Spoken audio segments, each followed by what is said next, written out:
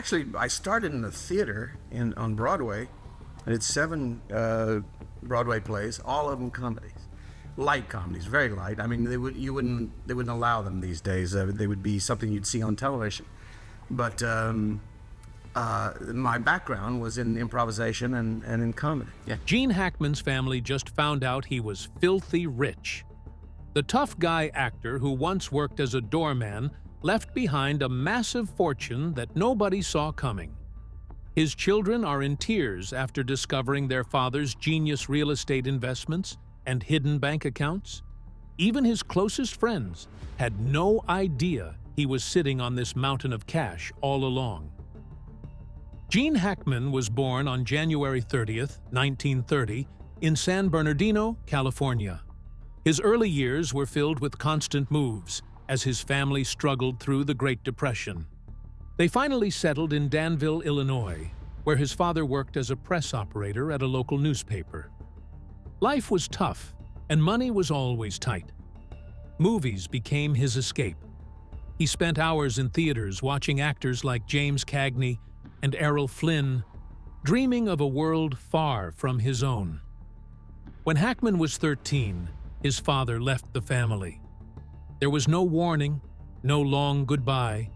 He simply waved from his car as he drove away, never coming back. That moment stayed with Hackman for the rest of his life. It made him see how small actions could carry deep emotions, a lesson he would later use in his acting. But at the time, it only left him feeling abandoned. His mother struggled with alcoholism, making home life even harder. By his teenage years, Hackman was already pushing back against authority. He got into trouble often, refusing to follow rules or expectations. One night, he was caught stealing candy and soda from a store. It was a small crime, but it landed him in jail for the night. He had other run-ins with the law and never saw school as something that mattered. At 16, after an argument with his basketball coach, he dropped out. With no real direction, he decided to leave Danville behind. He lied about his age and joined the U.S. Marine Corps. It was his way of escaping a life that felt like it had no future. From 1946 to 1951, he served as a field radio operator, stationed in China, Japan, and Hawaii. Military life gave him structure, but he still struggled with authority. He was reprimanded many times and demoted for disobeying orders. During his time in the Marines, he worked briefly as a disc jockey for Armed Forces Radio. It was a small job, but something about it felt right. Speaking into a microphone, knowing people were listening, it gave him a sense of purpose. He didn't know it yet, but this was the first step toward a future in entertainment. Gene Hackman's journey into acting didn't start with promise. In 1958, he joined the Pasadena Playhouse, a respected training ground for aspiring actors. But instead of finding support, he faced rejection. His instructors and classmates doubted his potential. Alongside Dustin Hoffman, he was voted least likely to succeed. This wasn't just a casual joke. It was a reflection of how little faith people had in him. His grades were terrible. In movement, voice projection, and interpretation, he scored just 1.4 out of 10. After only 3 months, he flunked out. That kind of rejection could have ended his dream. But Hackman refused to let it. He later admitted that this period was brutal, but instead of quitting, he became more determined. He decided that no one else would define what he could achieve. Years later, the irony became clear. Both Hackman and Hoffman, 2 men written off by their classmates, became Hollywood legends. Hackman would go on to win 2 Academy Awards. Hoffman would earn 2 of his own. After Pasadena, Hackman moved to New York City in the late 1950s. He had no money and no connections. He took whatever jobs he could to survive. One of them was as a doorman at Howard Johnson's, a popular restaurant chain. It was a humiliating role. One day, An instructor from Pasadena Playhouse saw him standing at the door. Instead of offering encouragement, he mocked him, reminding him that he would never make it. Another time, a Marine officer recognized him and called him a sorry son of a bitch. These moments could have broken his spirit. Instead, they made him work harder. He picked up small roles in off-Broadway productions. The money wasn't much, but it was enough to scrape by. And he wasn't alone. In the early 1960s, he lived with two other struggling actors, Dustin Hoffman and Robert Duvall. They all worked odd jobs. They all faced rejection. They all pushed each other to keep going. Hackman once worked moving art collections, but in one disastrous moment, he accidentally damaged a Picasso painting. Despite the struggles, they found ways to stay motivated. They spent hours rehearsing scenes together. They talked endlessly about acting. Some nights, they went up to the rooftop of their apartment and played music. Hackman on congas, Hoffman on bongos. They admired Marlon Brando and dreamed of making it like he did. It wasn't an easy life, but Hackman later compared it to On the Road, filled with adventure and discovery. Then, in 1964, everything changed. Hackman landed his first Broadway role in Any Wednesday. It was a romantic comedy that ran for 983 performances.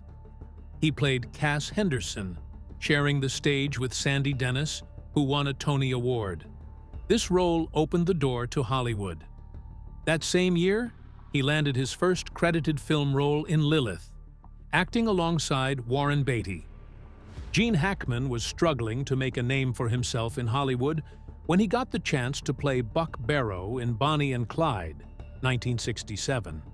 He had spent years taking small roles that barely got noticed. But Warren Beatty, who produced and starred in the film, saw potential in him and pushed for his casting. This was the break Hackman had been waiting for. Director Arthur Penn wanted Bonnie and Clyde to feel raw and real. It was a film about outlaws, but it was also about the changing times in America. Hackman played Clyde's older brother, Buck, a man who wanted a normal life but couldn't escape the path he was on. Buck was loyal to his family and loved his wife, but he was also part of the Barrow gang. Hackman made the character feel human. His performance had warmth, humor, and an underlying sadness. The role was a big opportunity. It was only his sixth credited film, but he held his own alongside stars like Warren Beatty and Faye Dunaway. His performance stood out in a film that changed Hollywood, and it earned him his first Academy Award nomination for Best Supporting Actor. He lost to George Kennedy from Cool Hand Luke, but the nomination alone proved that Hackman was more than just another struggling actor. When Bonnie and Clyde hit theaters on August 13, 1967, it became a cultural phenomenon. The film was made on a budget of $2.5 million, but it grossed over $70 million worldwide. It was nominated for 10 Academy Awards and won 2. Hollywood took notice of Hackman. He had proven he could take on serious roles, but now he had to prove he could keep up the momentum. Hackman's Buck Barrow wasn't just another gangster. He was different from his brother Clyde, who was reckless and unpredictable. Buck had an easygoing nature, often using humor to lighten tense moments. But underneath that charm was a man who knew his choices would eventually catch up with him. Hackman made sure audiences felt that. His southern drawl, his relaxed way of speaking, even the way he smiled. It all added depth to the character. He took his work seriously. To prepare for the role, he studied the real Buck Barrow and learned about his life. That dedication made a difference. Critics praised his performance, saying he made Buck both likable and tragic. The film's brutal ending hit harder because Hackman had made audiences care about the character. The success of Bonnie and Clyde changed everything for him, but it also brought pressure. At 37, he was suddenly a well-known actor, but Hollywood could be tough on people who found fame later in life. He worried about being typecast as a supporting actor instead of landing leading roles. The sudden attention made him question if he could keep up with the expectations. Instead of letting doubt slow him down, Hackman worked even harder. In 1970, he starred in I Never Sang for My Father, earning another Academy Award nomination. The 1970s became a defining decade for him. He starred in over 20 films, proving that he wasn't just a supporting actor. He could take on leading roles and carry a film. His ability to play rugged but complex men became his signature. Looking back, Bonnie and Clyde wasn't just a hit movie. It was the turning point that made Gene Hackman one of Hollywood's most respected actors. Gene Hackman's career changed forever in 1971 when he played Detective Jimmy "Popeye" Doyle in The French Connection. This role earned him the Academy Award for Best Actor at the 44th Oscars and made him one of Hollywood's most respected stars. The film, directed by William Friedkin, was based on real-life narcotics detectives Eddie Egan and Sonny Grosso. Hackman's character was inspired by Egan, but this was not a typical hero. Doyle was rough, obsessive, and unpredictable. He was willing to do whatever it took to catch criminals, even if it meant crossing ethical lines. From the start, Hackman made it clear that Doyle was different. In the opening scene, disguised as Santa Claus, he chases a drug dealer through the streets. His relentless nature drives the entire film. He is aggressive and often reckless. He drinks too much, he has a short temper, and his racism is blatant. But Hackman brings something deeper to the role. Doyle is flawed, yet there is a sense of vulnerability beneath his tough exterior. He is not just a brute with a badge, he is a man consumed by his work. The film itself was a major success. It won 5 Oscars, including Best Picture, Best Director, and Best Adapted Screenplay. It was the first R-rated movie to win Best Picture, proving that audiences were ready for a grittier kind of storytelling. One of the most unforgettable moments is the high-speed chase under the elevated train tracks in Brooklyn. The scene is pure chaos. Doyle races through the streets in pursuit of a suspect, weaving through real traffic at dangerous speeds. The tension is real because much of the sequence was filmed on location with minimal safety precautions. That raw energy became a signature of the film. Hackman almost didn't take the role. He wasn't the first choice. Paul Newman and Steve McQueen had already turned it down. When producers approached Hackman, he hesitated. He was uncomfortable with Doyle's racism and brutality. He wasn't sure he could bring himself to play someone so morally compromised. Director William Friedkin saw something in Hackman and refused to let him walk away. He pushed him to accept the role, knowing he could deliver something special. Friedkin didn't just convince Hackman, he challenged him throughout filming. He used unconventional methods to provoke real emotion, often angering Hackman on set to make his performance feel more authentic. In intense scenes, Friedkin pushed him to react physically. Hackman later admitted that he felt terrible about some moments, especially when he had to strike co-stars during confrontations with drug dealers. The physical demands of the role were tough, but they added to the realism. One of the film's most famous sequences, the car chase, wasn't even in the original script. Studio head Richard Zanuck suggested that the film needed a big action moment, and Friedkin made sure it would be unforgettable. Hackman performed many of the driving stunts himself, navigating real Brooklyn streets at high speeds. The sequence captured Doyle's relentless determination. Nothing could stop him. That idea defined the character. Hackman returned as Doyle in French Connection du Sang in 1975, but by then, the character had already left a lasting impact on cinema. Before The French Connection, movie cops were usually clean-cut heroes or cynical detectives who still followed some rules. Doyle was something new. He was aggressive, unpredictable, and often unlikable. But he was real. Audiences didn't always approve of his actions, but they couldn't stop watching. The film changed crime dramas forever. It introduced a new kind of cop, one who didn't fit into the traditional good versus evil mold. Filmmakers like Paul Greengrass later credited The French Connection for inspiring modern police thrillers that focus on flawed but fascinating protagonists. The movie also gave audiences a new way to see New York City. Instead of polished sets, it showed the real streets, gritty, chaotic, and alive. In 1974, Hackman starred in The Conversation, a psychological thriller directed by Francis Ford Coppola. He played Harry Call, a surveillance expert obsessed with privacy. As the story unfolds, Call starts to believe he has recorded something dangerous, something that could get people killed. His paranoia takes over. The film won the Palme d'Or at Cannes and became one of the most acclaimed thrillers of the decade. But for Hackman, playing Call was exhausting. The role demanded vulnerability, and he later admitted that it made him miserable. Still, his performance was brilliant, capturing the quiet agony of a man trapped in his own mind. 18 years later, he gave another unforgettable performance in Unforgiven, 1992, Clint Eastwood's dark and violent Western. Hackman played Little Bill Daggett, a brutal sheriff who believed he was doing the right thing.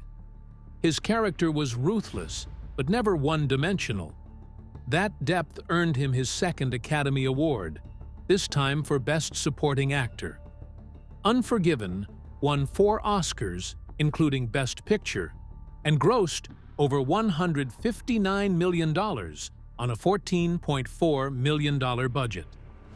It redefined the Western genre, and Hackman's performance was essential to its success. But for every success, there was a failure. The mid-1970s were tough. Lucky Lady, 1975, a crime comedy with Burt Reynolds and Liza Minnelli, flopped at the box office. Even Scarecrow, 1973, which won the Palme d'Or, struggled to find an audience.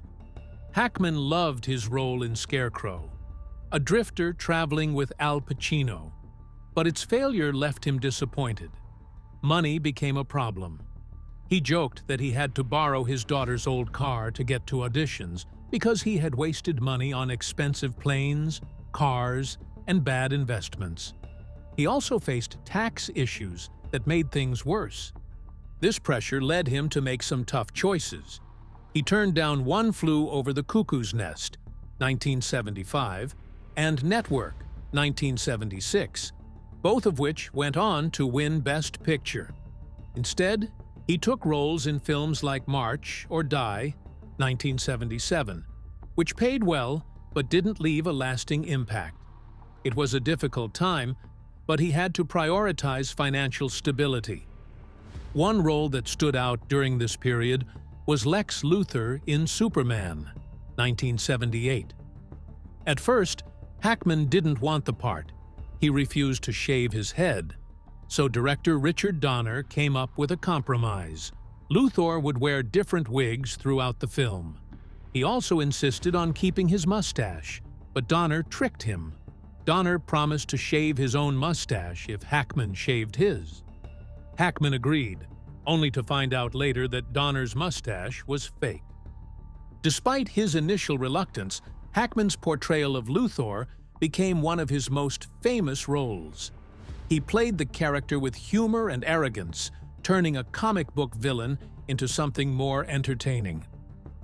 He returned for Superman 2, 1980, and Superman 4, The Quest for Peace, 1987, making Luthor one of the most memorable villains in film history.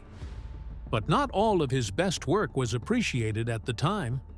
The Conversation and Scarecrow are now seen as masterpieces. But their initial failure left Hackman disillusioned. He fell into depression, feeling like the hard work he put into these films had been wasted. For years, he avoided projects that felt too personal, choosing more commercial films instead. Meanwhile, Gene Hackman married Faye Maltese in 1956 when he was 26. She worked as a bank clerk, and they met at a YMCA dance in New York City. At the time, he was a struggling actor trying to make a name for himself. Money was tight, and they lived in a small apartment without hot water while he chased roles. Life was tough, but they built a family together. Their son Christopher was born in 1960, their daughter Elizabeth in 1962, and their youngest Leslie in 1966. As Hackman's career grew, so did the distance between him and his family. Acting took him away for months at a time, and he admitted later that he often put his work first. The money and fame were tempting, especially for someone who had spent years trying to succeed. In a 1989 interview, he reflected on those choices. He said that even though he had a family, he took jobs that kept him away for 3 or 4 months. He called it too much temptation for the poor boy in him. The long absences made it difficult for him to connect with his children, especially his son, Christopher. In a 2011 interview, he admitted he lost touch with him early on and regretted not being there to give advice when it mattered. His marriage suffered under the weight of his success. By 1986, after 30 years together, he and Faye divorced. Hackman later expressed regret about how his career affected his family, but there was no way to go back. He tried to reconnect with his children in the years that followed, though the damage had already been done. After the divorce, Hackman met Betsy Arakawa, a classical pianist 32 years younger than him. They met at a gym in Los Angeles in the mid-1980s, where she worked part-time while pursuing her music career. Some questioned their relationship because of the age gap, but Hackman always said she wasn't the reason for his divorce. He and Faye had simply grown apart. He and Betsy dated for 7 years before marrying on December 1st, 1991.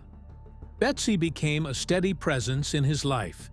She encouraged him to rebuild his bond with his children and helped him create a more peaceful existence. They moved to Santa Fe, New Mexico, where they built a home that reflected their love for art and culture.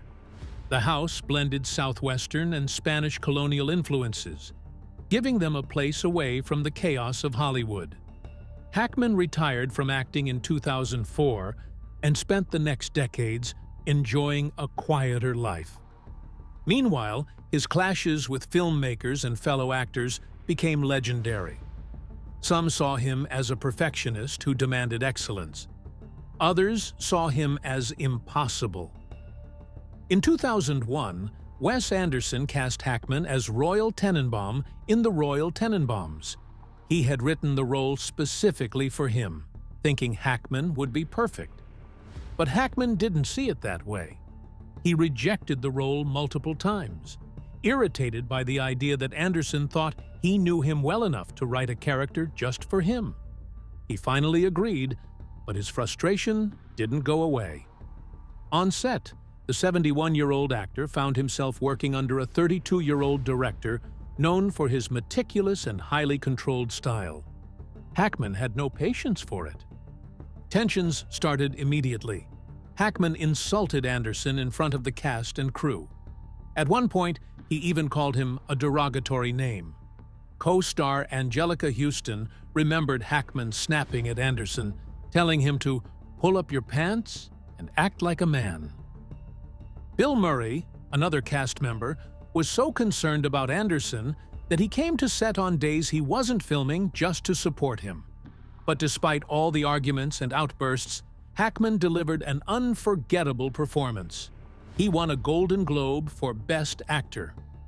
Anderson later admitted that Hackman was one of the most difficult actors he had ever worked with, but also one of the most talented. This wasn't the first time Hackman had feuded with someone on set. During Unforgiven in 1992, he clashed with Richard Harris, and their tension went beyond just the film. Harris played English Bob, while Hackman was Sheriff Little Bill Daggett, a brutal enforcer of the law. Their characters despised each other, and that real-life resentment bled into their performances. Hackman admitted to channeling his anger toward Harris into their scenes together. Their bad blood had started years before. The details were unclear, but it seemed to go back to a social gathering where Harris had snubbed Hackman. Hackman never forgot it. On the set of Unforgiven, that old grudge resurfaced.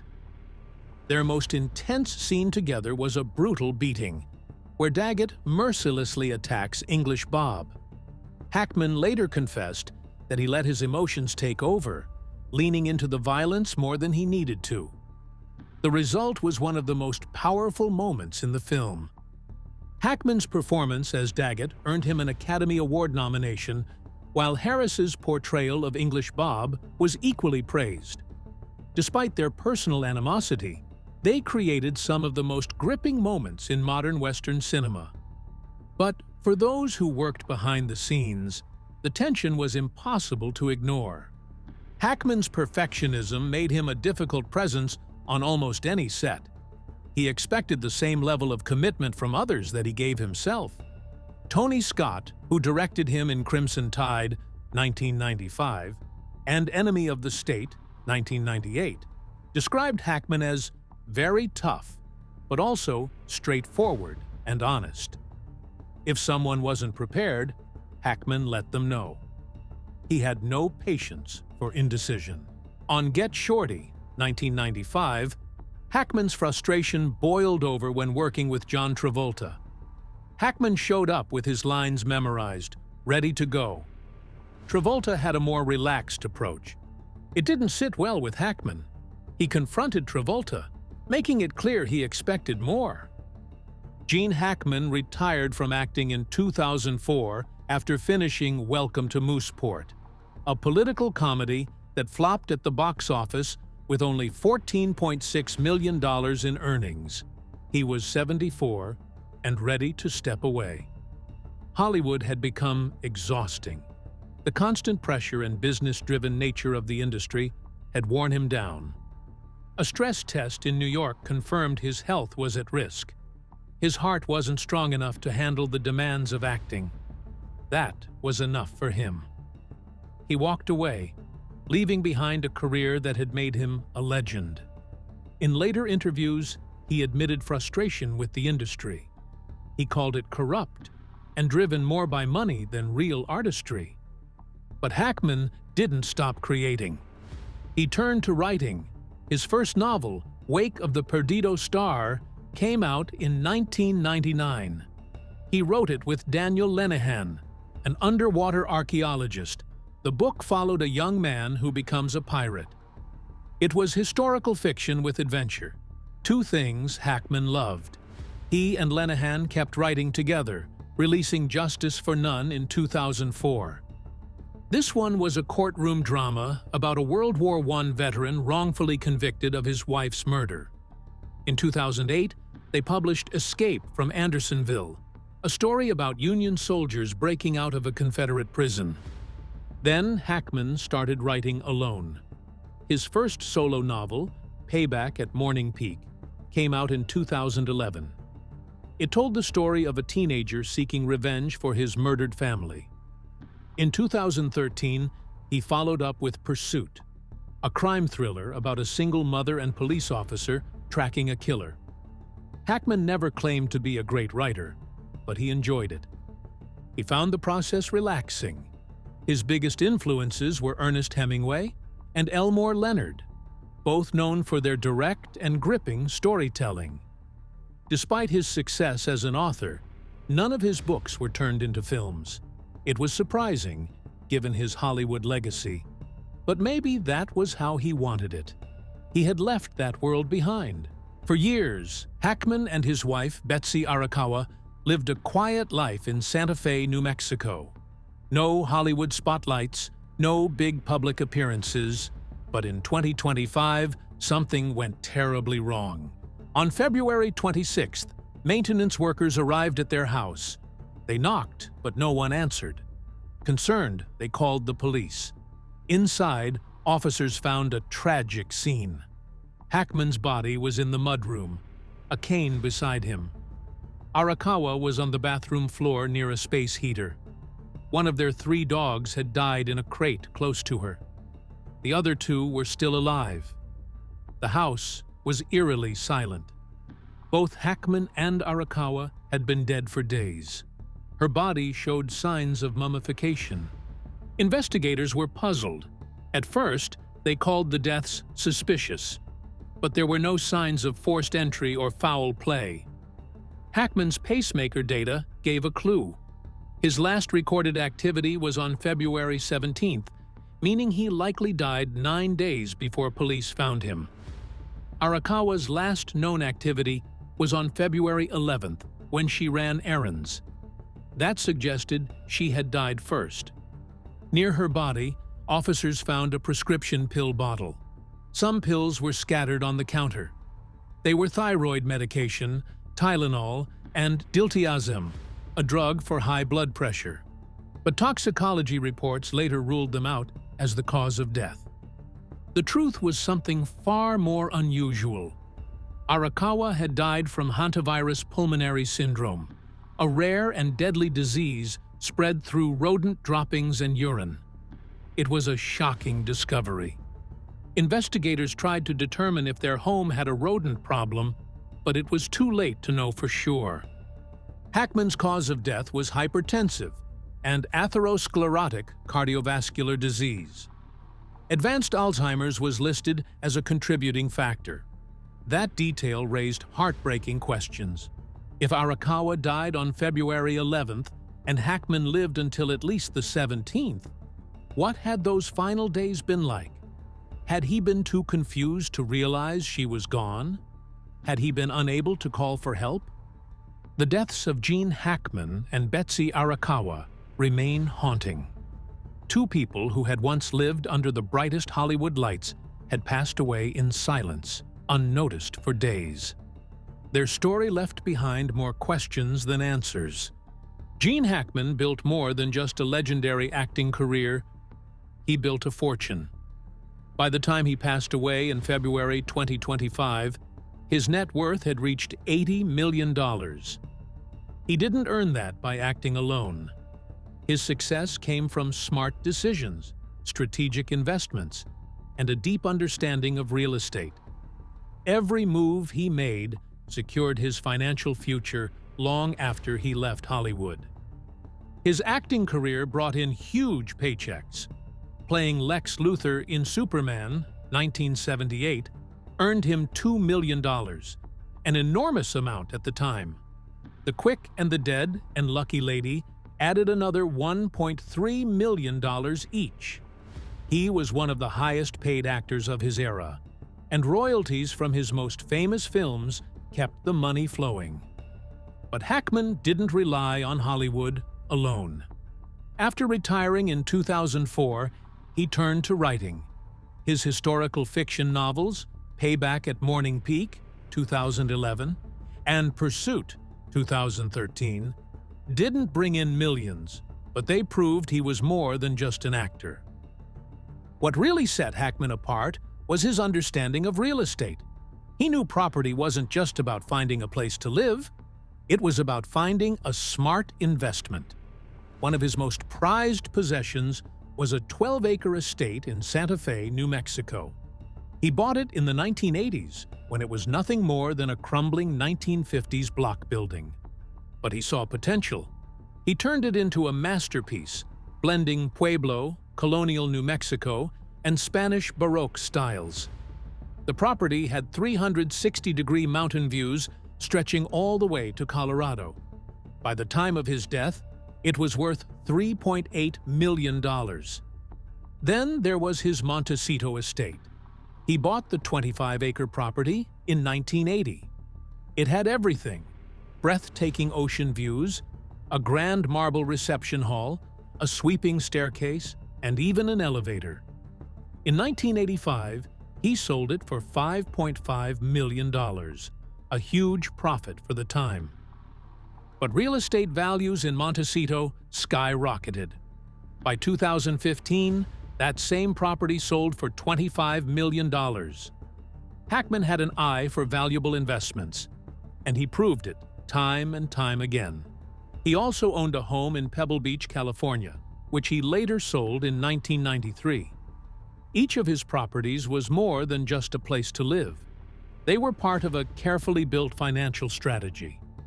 But there was another side to his financial success. Hackman managed offshore accounts and financial portfolios with a level of secrecy that even close associates didn't fully understand.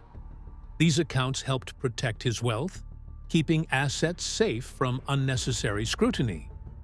While details remain private, financial experts believe they played a huge role in preserving his fortune. Hackman worked with top advisors to ensure his money kept growing, even when he was no longer earning Hollywood paychecks. After his death, one question remained: who would inherit his wealth? Hackman had 3 children from his first marriage: Christopher, Elizabeth, and Leslie. They were the most likely beneficiaries.